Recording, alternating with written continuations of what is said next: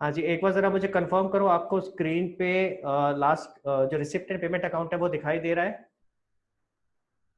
क्या आपको स्क्रीन पे रिसिप्ट एंड पेमेंट अकाउंट दिख रहा है? कृति का मैसेज आ गया, यस। ओके, पीयूष पीयूष तनिष्का, निर्मित, ठीक है ठीक है। चलो, तो आपको अभी रिसिप्ट एंड पेमेंट मैंने आपको लास्ट क्लास में क्या कराया था, एक बार जल्दी से पहले वो डिस्कस कर रहे हैं, और जिसका कोई डाउट है लास्ट क्लास से रिलेटेड सबसे पहले हम वो लेंगे, उसके बाद आगे बढ़ेंगे, ठीक है? तो लास्ट क्लास का अगर हम देखें तो हमने डिस्कस किया था एनपीओ होता क्या है। सबसे पहले हमने ये डिस्कस किया था व्हाट इज एनपीओ। तो मैंने बोला था नॉट फॉर प्रॉफिट ऑर्गेनाइजेशन। इसको अच्छा कई बार हम लोग आम भाषा में नॉन प्रॉफिट ऑर्गेनाइजेशन भी कह देते हैं, तो ये नॉन प्रॉफिट ऑर्गेनाइजेशन ही प्लीज इसको नॉट फॉर प्रॉफिट ऑर्गेनाइजेशन बोलेंगे, ठीक है? बेटा एक अभी ज्वाइन किया किसी ने, लिनोवो के नाम से आ रहा है, अपना नाम चेंज कीजिए बेटा। किसने ज्वाइन किया है मुझे नाम बताओ, लिनोवो के 8 नोट के नाम से आ रहा है बेटा, आपको मैंने अनम्यूट किया हुआ है, लिनोवो के 8 नोट के नाम से आ रहा है, क्या नाम है आपका?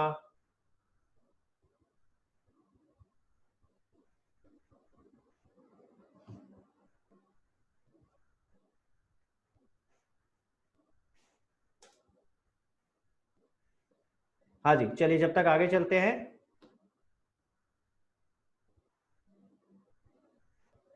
ओके, तो मैंने आपको लास्ट टाइम कराया था, लास्ट टाइम मैंने आपको बताया था कि एनपीओ होता क्या है, not for profit organisation. Shivani ने भी ज्वाइन कर लिया है, welcome Shivani. Not for profit organisation हमने डिस्कस किया था क्या होता है, जल्दी से, बहुत ही जल्दी से 2 मिनट के अंदर मैं वापस से आपको ये रिकॉल करवा रहा हूँ। और जिसके जो जो डाउट्स है प्लीज सबसे पहले डाउट्स पूछेंगे, उसके बाद हम आगे चलेंगे।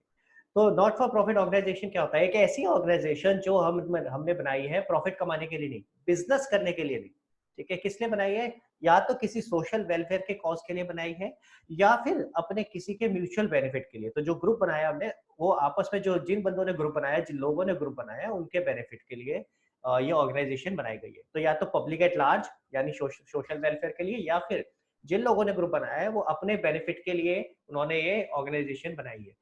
इस ऑर्गेनाइजेशन का ऑब्जेक्टिव प्रॉफिट कमाना नहीं है, ये सबसे इंपॉर्टेंट चीज है जो ध्यान रखनी है। मैंने आपको बड़े सारे एग्जांपल्स दिए थे, एनजीओ जो चैरिटेबल ऑर्गेनाइजेशंस होती हैं, वो सब क्या होती है आपकी नॉट फॉर प्रॉफिट ऑर्गेनाइजेशन, ठीक है? मंदिर, मस्जिद, हॉस्पिटल्स, स्कूल्स, कॉलेजेस, ये सब क्या है आपकी, ये सारी की सारी आपकी नॉट फॉर प्रॉफिट ऑर्गेनाइजेशंस होती है। तीन मैंने आपको बोला था, तीन ऑर्गेनाइजेशन खास करके दिमाग में रखनी है जो हम रेगुलरली आगे यूज करने वाले हैं, ठीक है? तो उनको हम अपने ध्यान में रखेंगे। सबसे पहला है RWA, रेजिडेंट वेलफेयर एसोसिएशन, क्योंकि उसी से रिलेटेड एग्जांपल्स मैं आपको दूंगा और इजीली समझ में आएगा। तो RWA, रेजिडेंट वेलफेयर एसोसिएशन, ये किस लिए बनती है? रेजिडेंट्स का वेलफेयर करने के लिए, जो भी रेजिडेंट्स हैं उनके म्यूचुअल बेनिफिट के लिए। क्लब्स, क्लब्स मैंने अगेन बोला था कौन से वाले क्लब, सोशल क्लब्स या फिर रिक्रिएशनल क्लब्स। जैसे एग्जांपल दिया था शालीमार बाग क्लब, आपका रोशनारा क्लब, पंजाबी बाग क्लब, इस तरह के जितने भी क्लब्स हैं ये सारे के सारे क्या है, नॉट फॉर प्रॉफिट ऑर्गेनाइजेशंस। इसी तरह एक और मैंने बोला था स्पोर्ट्स कॉम्प्लेक्स। तो ये तीन चीजें आपको खास करके ध्यान रखनी है। आप देखोगे सारे एग्जांपल्स में इन्हीं तीनों के ही देने वाला हूँ। हाँ, मैंने डिस्कस किया था आपके साथ कि होता क्या, फर्क क्या होता है क्लास 11th और क्लास 12th में। क्लास 11th में हम सोल प्रोप्राइटरशिप कर रहे थे, क्लास 12th में अभी दो टॉपिक और करेंगे, पार्टनरशिप और कंपनी। ये तो सारी की सारी ऑर्गेनाइजेशन फॉर प्रॉफिट ऑर्गेनाइजेशन है। अगर आप देखोगे मैंने यहाँ लिखा था, ये सारी की सारी क्या है, फॉर प्रॉफिट ऑर्गेनाइजेशन। तो इनका तो सिस्टम वैसे ही है जैसा आप पहले करते आ रहे थे, जर्नल, लेजर, उसके बाद ट्रायल बैलेंस के साथ, फिर उसके बाद फाइनेंशियल स्टेटमेंट्स। लेकिन अब बात करते हैं नॉट फॉर प्रॉफिट ऑर्गेनाइजेशन की। तो ये जो पहला शुरू का पार्ट है, जो आपका जर्नल, लेजर, ट्रायल बैलेंस, ये सारा हमारे को बनाने के लिए क्वेश्चन में नहीं आएगा। तो ये सारा का सारा पार्ट हमारे पास नहीं आएगा, नॉट टू डू, ये हमें करने की जरूरत नहीं है, ठीक है? हमारे को सीधा क्या दिया होगा, रिसिप्ट एंड पेमेंट अकाउंट। तो मैंने आपको समझाया था रिसिप्ट एंड पेमेंट अकाउंट क्या होता है, कैश बुक की तरह होता है। जैसे हम वहां पे कैश बुक बनाते थे उसी तरह, बस उसकी एक समरी है, यानी पूरे साल की कैश की डिटेल, जितनी भी कैश बुक की डिटेल है। फॉर एग्जाम्पल, एक एग्जाम्पल देता हूँ। मान लो मैंने पूरे साल में कई बार कैश परचेजेस करी है, तो जब जब कैश परचेज करी होगी कैश बुक में, तो हर बार डेट वाइज एंट्री आ रही होगी। लेकिन अगर मैं यही चीज एनपीओ में देखूंगा तो एनपीओ में सीधा एक लाइन आइटम आ रही होगी, purchases, cash purchases during the year. तो वो समरी है, पूरी जितनी भी आपकी डेट वाइज एंट्रीज आती थी वहां पे कैश बुक में, उनकी एक समरी हम यहाँ पे दिखा देते हैं रिसिप्ट एंड पेमेंट के नाम से। तो एनपीओ के केस में आपको दिया क्या होगा, रिसिप्ट एंड पेमेंट अकाउंट। ठीक है। और जैसे वहां होता था ट्रायल बैलेंस के साथ एडजस्टमेंट भी होती थी, तो आपको करना होता था, उसके साथ बनाना होता था फाइनेंशियल स्टेटमेंट। इसी तरह यहाँ क्या होगा, रिसिप्ट एंड पेमेंट अकाउंट दिया होगा और साथ में दी होगी आपको एडजस्टमेंट। इससे आपको बनाना होगा क्या, अब यहाँ पे ट्रेडिंग और P&L अकाउंट नहीं होता, क्या होता है, इनकम एंड एक्सपेंडिचर अकाउंट। मैंने आपको बताया था इसका रीजन, क्योंकि ट्रेडिंग तो हम यहाँ कर ही नहीं रहे हैं, हमारा काम कुछ ट्रेडिंग करना नहीं है नॉट फॉर प्रॉफिट ऑर्गेनाइजेशन में। नॉट फॉर प्रॉफिट ऑर्गेनाइजेशन में हमारा काम क्या है, हमारा काम है म्यूचुअल बेनिफिट देना या फिर पब्लिक एट लार्ज को कोई सर्विस देना, ठीक है। तो इसीलिए यहाँ पे हम प्रॉफिट और लॉस वर्ड यूज नहीं कर सकते, इस बात को याद रखना है। प्रॉफिट और लॉस वर्ड भी नहीं आएगा और हम कोई ट्रेडिंग नहीं कर रहे इसलिए ट्रेडिंग नहीं आएगा। तो यहाँ पे जो बनता है उसका नाम चेंज कर देते हैं, हम क्या बोलते हैं उसे, इनकम एंड एक्सपेंडिचर अकाउंट, ठीक है। तो उसको हम क्या कहते हैं, इनकम एंड एक्सपेंडिचर अकाउंट। तो अब इनकम एंड एक्सपेंडिचर अकाउंट होता बिल्कुल प्रॉफिट एंड लॉस अकाउंट की तरह ही है, बनेगा वैसे ही। तो अब आगे जाके हम डिस्कस करेंगे कैसे बनेगा, ठीक है। बिल्कुल वैसे ही बनता है, बस नाम चेंज हो गया है। अब वापस आते ऊपर, मैंने आपके साथ डिटेल में डिस्कस किया था रिसिप्ट एंड पेमेंट अकाउंट, उसमें हमने डेबिट साइड डिस्कस करी थी अभी। Debit side receipt and payment account मैंने बोला कैश बुक की समरी है। तो जैसे कैश बुक होती थी डेबिट साइड रिसिप्ट साइड और क्रेडिट साइड आपकी पेमेंट साइड है। तो सारी की सारी आप देखोगे जो भी डेबिट साइड पे है वो सारी क्या है, रिसिप्ट्स है। अच्छा एक बात ध्यान रखना है, कई बार बच्चे कंफ्यूज हो जाते हैं, सर कभी आप एग्जांपल ले रहे हो स्पोर्ट्स कॉम्प्लेक्स का, कभी आप एग्जांपल लेके बताते हो लेट्स से किसी क्लब का, है ना, और कभी आप आरडब्ल्यू का एग्जांपल ले रहे हो, अलग अलग आप एग्जांपल लेके बता रहे हो।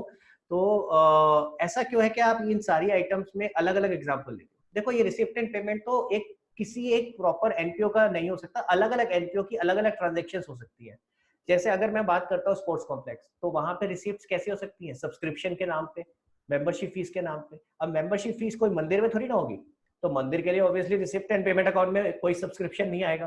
तो ये तो एग्जॉस्टिव आइटम्स हैं कि जो भी रिसिप्ट और पेमेंट साइड में हमारी एग्जॉस्टिव आइटम आ सकती है, ठीक है। तो वो किसी भी एनपीओ को रिलेट हो सकती है, हो सकता है वो आपकी आरडब्ल्यू से रिलेट कर रही हो सकता है वो सॉरी सॉरी एक सेकेंड बेटा।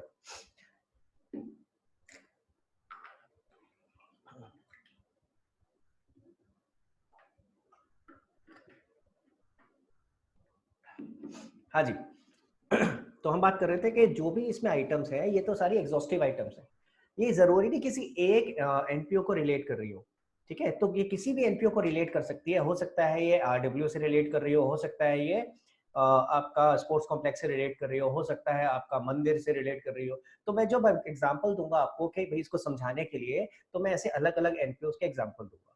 अब अगर मान लो फॉर एग्जांपल अगर मैं किसी मंदिर का एनपीओ बना रहा हूँ, मंदिर का sorry receipt and payment account बना रहा हूँ ठीक है, तो उसमें ऑब्वियस है कि फिर सब्सक्रिप्शन नाम से कोई भी रिसिप्ट नहीं आएंगी।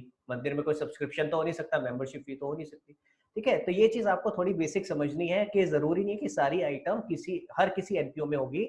हाँ, इनमें से कोई आइटम किसी एनपीओ में होगी और कोई आइटम किसी और एनपीओ में होगी, ठीक है। तो हमने यहाँ पे डिस्कस किया था कि क्या क्या रिसिप्ट हो सकती है, किसी भी एक पर्टिकुलर एनपीओ की क्या क्या रिसिप्ट हो सकती है, ये हमने डिस्कस कर ली थी। पेमेंट साइड अभी हमें डिस्कस करनी थी। तो इससे पहले कि मैं आगे चलूँ आपके पास, आप मेरे से, मैं अभी आपके पास क्वेश्चन के लिए ओपन छोड़ रहा हूँ। प्लीज रेज योर हैंड, आपको मैंने तरीका बताया था रेज हैंड करने का, तो प्लीज रेज योर हैंड जिसका भी डाउट है, ताकि पहले मैं यहाँ तक का डाउट ले लूँ और उसके बाद फिर हम आज की क्लास शुरू करेंगे। हाँ जी, मैं वेट कर रहा हूँ, जिसको भी डाउट है प्लीज रेज योर हैंड, या फिर चैट पे भी लिख सकते हो, मैंने चैट विंडो भी ओपन करी हुई है। तनिष्का का दिख रहा है मुझे हैंड रेज, और कोई? अच्छा, जब तक मैं आपका जवाब नहीं देता तो प्लीज उसको हैंड को लोअर मत किया करो, ठीक है। तनिष्का बेटा मैंने आपको अनम्यूट कर दिया है, बताओ बेटा, आपको अनम्यूट करना होगा, मैंने यहाँ से कर दिया है। एक मिनट। हाँ बेटा, आ रही आवाज, आ रही है आपकी अब। ये सर, वो मुझे ये पूछना था, एनजीओ और एमपीओ एनपीओ में क्या डिफरेंस होता है? मैंने देखो दिखाया था, NGO is a type of NPO, देखो नीचे लिखा हुआ है, स्क्रीन पे देखो आप। यस सर, पर फिर भी क्या डिफरेंस होता है, वो उसके अंडर क्यों आता है? मतलब एनपीओ का एक एनपीओ इज पार्ट अ है। Broader category. आपसे अगर कोई ओके। पूछेगा, अच्छा मैं आपसे पूछता हूँ, आपसे अगर कोई पूछेगा कि क्लास 11th और क्लास 11th बी में क्या फर्क है, तो आप कहोगे सेक्शन बी है। सेक्शन बी है, क्लास 11th के बड़े सारे सेक्शन है, उसमें से एक सेक्शन कौन सा है, सेक्शन बी। तो सेम चीज है, एनजीओ एक टाइप ऑफ एनपीओ, एनपीओ बड़े सारे तरीके के हो सकते हैं। मैंने आपको और भी एग्जांपल लिखे, मंदिर, मस्जिद, स्कूल, RWA क्लब्स, ये सारे एनपीओ हैं, not for profit organisation. Non government organisation भी एक एनपीओ है, ठीक ये है। सोशल वेलफेयर के लिए होता है, हाँ मतलब एनजीओ जैसे होते हैं एनजीओ किस लिए होता है आप बताओ, कोई भी एक एग्जांपल लो एनजीओ का। जो भी एनजीओ होगा, जैसे आज की डेट पे आप देखोगे कई सारे एनजीओ बने हुए हैं जो कोरोना वायरस की वजह से प्रॉब्लम्स आ रही हैं, लोगों को खाना नहीं मिल रहा है, तो उन्हें खाना सप्लाई कर रहे हैं। So that is what it is for social welfare, कि हाँ भाई लोगों का फायदा हो सके। क्या उनका मोटिव पैसे कमाना है? नहीं। एग्जैक्टली तो पर इसलिए सर एनपीओ भी प्रॉफिट कमाना नहीं है, एनपीओ में भी प्रॉफिट कमाना मैं नहीं है। यही यही बता रहा हूँ बेटा, NPO is a broader category. मैंने अभी आपको जैसे एग्जांपल ओके। दिया था ना क्लास का, कि क्लास 12th के अंदर बड़े सारे सेक्शंस हैं, इसी तरह एनपीओ के अंदर बड़ी सारी कैटेगरीज हैं, बहुत सारे तरीके एनपीओ हो सकते हैं, उनमें से एक कैटेगरी हो गई एनजीओ। Okay sir. ठीक है ना, तो NPO is a broader category जिसके अंदर बहुत सारी आइटम्स आ सकते हैं, बहुत सारे तरीके के ऑर्गेनाइजेशन आ सकते हैं, उनमें से एक टाइप है नॉन गवर्नमेंट ऑर्गेनाइजेशन। क्लियर है? तो मैं ये कह सकता हूँ, अगर मैं ऐसे बोलूँ आपको, सारे, सॉरी मेरा थोड़ा गला खराब है तो प्लीज बियर विद मी, अगर मैं आपसे ये बोलूं कि सारे नॉन गवर्नमेंट ऑर्गेनाइजेशंस एनपीओ है, तो बताओ सही बोला या पर गलत? सारे एनजीओ एनपीओ हैं। हाँ जी। Yes sir. है। अच्छा, अगर उल्टा बोलता हूं, सारे एनपीओ एनजीओ है? ये वो ब्रॉडर कैटेगरी है तो सारे उसमें हाँ, इंक्लूड नहीं होंगे। तो ये गलत हो जाएगा ना, सारे एनपीओ एनजीओ नहीं है। एनपीओ में तो और भी कैटेगरी लिख दी ना मैंने आपको, आपके सामने क्या क्या है। ओके ठीक है, सर। चलो। अच्छा, अब मेरे पास आद्या का भी एक डाउट आया हुआ है। आद्या, मैं आपको अनम्यूट कर रहा हूँ बेटा, बताओ आद्या क्या कह रहे हो? सर रिसिप्ट साइड में एक पॉइंट है कि to subscription previous year current year, तो उसमें वेरी क्या गुड, आएगा? बिल्कुल बहुत अच्छा पॉइंट है बेटा, ये बहुत अच्छा पॉइंट रेस किया है, मैं अभी आपके साथ डिस्कस करता हूँ। देखो, इसके लिए एग्जांपल ले लेते हैं आरडब्ल्यूए का, ठीक है, रेजिडेंट वेलफेयर एसोसिएशन का एग्जांपल लेके चलो। अब मान लो आपके घर पे आप, अब जिनके यहाँ पे आरडब्ल्यू है, एक बार जरा मेरे को पहले हैंड रेस करके दिखाओ, जिन जिनके, या थम्स अप करके दिखाओ जिनके भी यहाँ पे आरडब्ल्यू है, जिन्होंने देखा है कि आरडब्ल्यू होती है, क्या होती है। ओके, आदित्य है, ठीक है, कृतिका, गणेश, तो ठीक है, आपको आइडिया है कि आरडब्ल्यू क्या होती है, वेरी गुड। तो आपको पता है आरडब्ल्यू क्या है। तो अगर आरडब्ल्यू आपने देखिए तो क्या होता है, आरडब्ल्यू के मेंबर आते हैं आपके घर पे, आपसे कहते हैं कि भैया हमें साल का ये सब्सक्रिप्शन आपसे ये लेना है, ठीक है, ये एनुअल मेंबरशिप फीस है जो आपने देनी है। किस लिए देनी है? ताकि जो भी आपका ब्लॉक है उसकी उसमें जो भी फैसिलिटीज की जरूरत है वो हम आपको प्रोवाइड कर सके। ठीक है, अब होता क्या है, हर कोई मेंबर, जितने भी ब्लॉक के लोग हैं, सारे मेंबर कभी भी पैसे नहीं देते। आप देखोगे कोई ना कोई ऐसा जरूर निकल आता है जो कहता है मेरे पास अभी पैसे नहीं है, कल आना, परसों आना। ठीक है, तो उनसे पैसे हमें कलेक्ट नहीं हुए। क्लियर? तो वो क्या कहलाता है? सब्सक्रिप्शन इन एरियर, कि अभी हमें वो पैसे मिलने बाकी हैं। क्लियर हो रहा है? अब वो पैसे हो सकता है मुझे अगले साल मिल जाए, इस साल कुछ पैसे नहीं मिले, अगले साल मिल गए। तो अगर आप देखोगे, मैं दिखा रहा हूं आपको स्क्रीन पे, ध्यान से देखना, फॉर द करंट ईयर का मतलब तो क्या है, जो इस साल का ही सब्सक्रिप्शन मिला है, इसी साल की मेंबरशिप फीस मिली है। ठीक है, इसी तरीके से अगर कोई पिछले साल मेरे को मेंबरशिप फीस नहीं मिली थी, लेकिन वो उनकी मेंबरशिप फीस इस साल मिल रही है, तो वो क्या कहलाएगी? Subscription for previous year. समझ आ रहा है क्या बोल रहा हूँ? एक तो करंट ईयर का सब्सक्रिप्शन हो यस सर। सकता है, एक हो सकता है पिछले साल अगर किसी ने पे नहीं किया था उसको, वो सब्सक्रिप्शन मुझे करंट ईयर में रिसीव हो गया।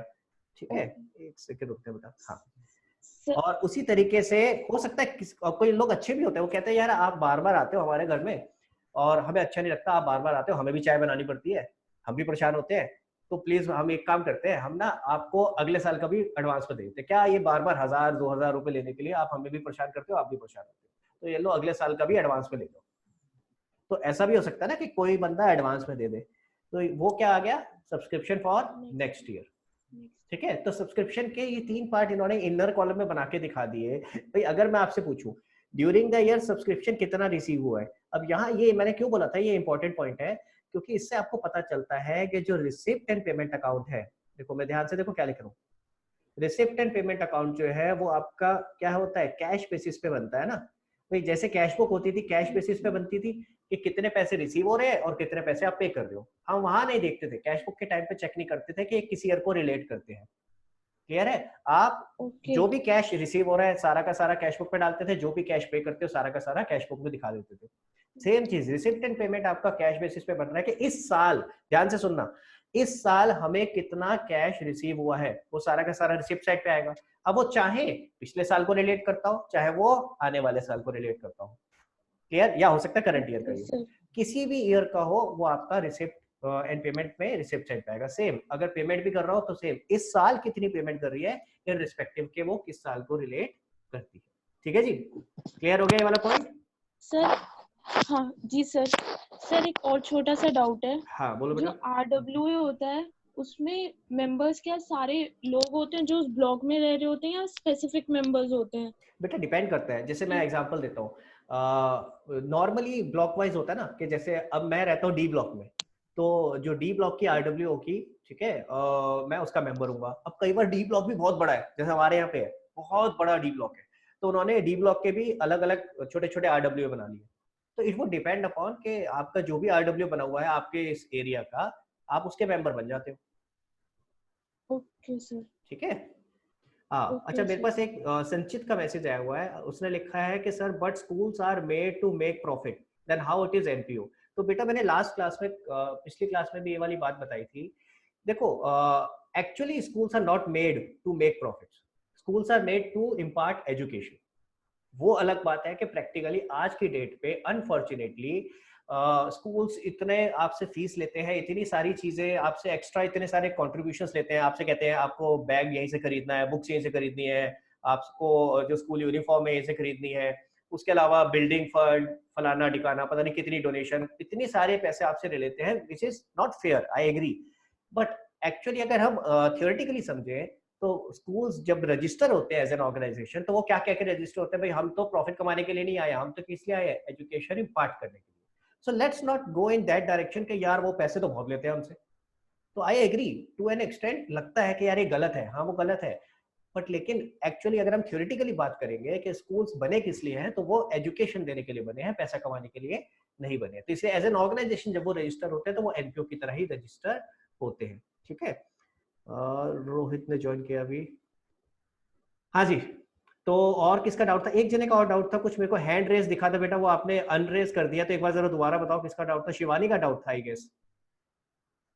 शिवानी मैं अनम्यूट कर रहा हूँ आपको। शिवानी आपका डाउट था क्या कुछ? Yes, sir. हाँ बताओ बेटा क्या डाउट था। So good afternoon. Good afternoon बेटा। So entrance fees और life membership fees में क्या difference है? वेरी गुड, मैं समझाता हूँ। देखो अच्छा एक आसान एग्जांपल देता हूँ, शायद आप रिलेट करोगे। अभी कभी आप जिम गए हो? No, sir. अच्छा आपने देखा है, पता तो होगा, जैसे जिम वगैरह हाँ होते हैं जी उनमें सर। कई बार क्या होता है, एक तो वो बोलते हैं जी आपकी मेंबरशिप फीस है एनुअल या मंथली, कि हर महीने आपको 1000 रुपए देने पड़ेंगे। फिर उसके अलावा वो कहते हैं कि देखो 100 रुपए आपको और देने पड़ेंगे फर्स्ट टाइम, जब आप पहली बार हमारे जिम में आ रहे हो, क्योंकि हमें आपका पूरा डिटेल विटेल कैप्चर करना है, आपकी एक फाइल बनानी है, तो हम आपसे 100 रुपए एक्स्ट्रा लेंगे। हॉस्पिटल्स में भी कई बार होता है, आप देखोगे किसी हॉस्पिटल में जाते हो तो एक तो वन टाइम फीस लेते हैं वो जब आप ज्वाइन करते हो, उसे बोलते हैं एंट्रेंस फीस या एडमिशन फीस। बस एक ही बार लेंगे, अब दोबारा नहीं लेंगे। स्कूल में भी यही होता है, स्कूल में देख लेना कभी आप अपनी जो फीस जमा कराते हो ना, कभी है ना उसको खोल के देखना, उसमें भी लिखा होगा एंट्रेंस फीस, लिखा होगा आपका एनुअल फीस, लिखा होगा एनुअल ट्यूशन Yes, फीस या sir. Monthly tuition fees. तो जो एंट्रेंस फीस है वो एक ही बार होती है जब आपने सबसे पहली बार स्कूल ज्वाइन किया, हर साल नहीं लेंगे वो, हर साल नई क्लास में जाओगे तो दोबारा दोबारा एंट्रेंस फीस नहीं, फर्स्ट टाइम जब आप स्कूल ज्वाइन करोगे तब वो आपसे एंट्रेंस फीस लेंगे। तो ये सिर्फ इन्होंने एक तरीका बना लिया है कि हाँ चलो यार एक नया हमें तरीका मिल गया पैसे लेने का, तो एक शुरू में जब कोई आएगा तो हम एंट्रेंस फीस ले लेंगे। अब बात आती है लाइफ मेंबरशिप फीस की है, तो एंट्रेंस फीस तो अलग है, वो तो है जब आप शुरू में ज्वाइन करते हो तब। अब उसके बाद आपको क्या करना है, हर महीने या हर साल रेगुलर मेंबरशिप फीस देनी है, जिसको हम बोलते हैं सब्सक्रिप्शन। ठीक है, अब हर Yes, महीने sir. या हर साल अगर मैं देना अवॉइड करना चाहता हूं, मैं कहता हूं यार मेरे से हर साल या हर महीने मत लो, एक बार में ले लो जो लेना है, तो ऐसे केस में हो सकता है सामने वाली ऑर्गेनाइजेशन आपसे लाइफ मेंबरशिप फीस ले ले, तो उसे लाइफ मेंबरशिप फीस कहते हैं कि आप सब्सक्रिप्शन ना देके आपसे क्या ले रहे हैं, वो लाइफ मेंबरशिप फीस। Fees. ठीक है। Okay, sir. हाँ, और किसका डाउट था? एक कनिष्क का डाउट और था, चलो एक डाउट और लेते फिर आगे बढ़ेंगे बेटा, अब फिर बाकी डाउट्स नेक्स्ट क्लास में लेंगे। हाँ जी बताओ कनिष्क, बताओ क्या डाउट था बेटा। मैंने अनम्यूट कर दिया बेटा आपको, आपके पास ऑप्शन आ रहा होगा वहां पे लिखा हुआ अनम्यूट योरसेल्फ। हाँ बताओ बेटा क्या डाउट है।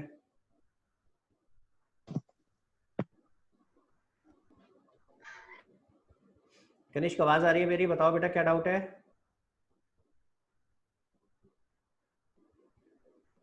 बेटा आपकी आवाज नहीं आ रही है, तो एक काम करो आप, या तो नहीं तो मेरे को चैट पे लिख के बता दो क्या डाउट है आपका, ठीक है, फिर मैं आपको आंसर कर दूंगा। एक सेकेंड।